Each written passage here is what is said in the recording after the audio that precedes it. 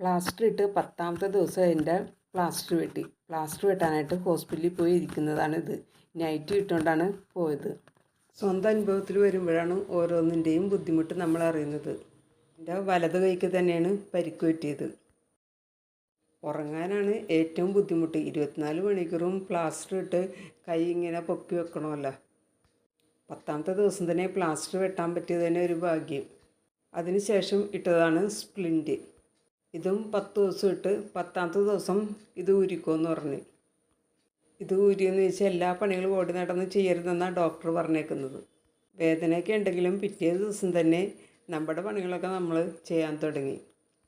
ഇത്രയും ദിവസം ഭക്ഷണമൊക്കെ പുറത്തുനിന്നാണ് മേടിച്ചിരുന്നത്. എനിക്ക് 2 ആൺമക്കളാണുള്ളത്.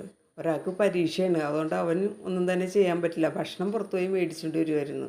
ചായ കുടിക്കാനായിട്ട് ഒരു ഗ്ലാസ് പോലും കഴുകാൻ പറ്റാത്ത അവസ്ഥയിലായിരുന്നു ഞാൻ. അത് ഞാൻ മൂത്ത മോനോട് പറഞ്ഞപ്പോൾ അവൻ പിന്നെ പാത്രങ്ങളെല്ലാം കഴുകി വെക്കാൻ തുടങ്ങി.